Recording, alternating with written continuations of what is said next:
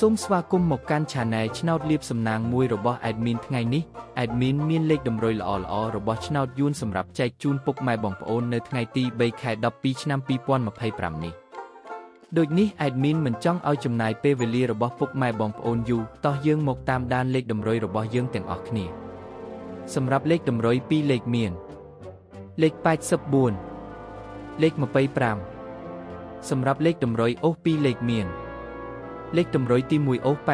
80និងលេខតម្រុយចុងក្រោយអូស20សម្រាប់លេខតម្រុយ3លេខមាន475គុណនិង189គុណ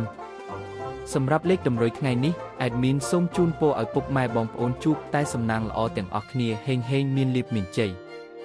ជាចុងក្រោយសូមកុំភ្លេចជួយចុច Subscribe និង Comment ហើយដាក់សញ្ញារូបកណ្ដឹងដើម្បីជួយផ្ដល់កម្លាំងចិត្តមកកាន់ Admin ជាពិសេសងាយស្រួលតាមដានវីដេអូថ្មីនិងលេខតម្រុយល្អៗជាប្រចាំថ្ងៃជាមួយ Admin សូមគោរពលាពុកម៉ែបងប្អូនពីខ្ញុំបាទ Admin ឆ្នោតលៀបសំណាងមួយសំណាងល្អទាំងអស់គ្នាសូមអរគុណ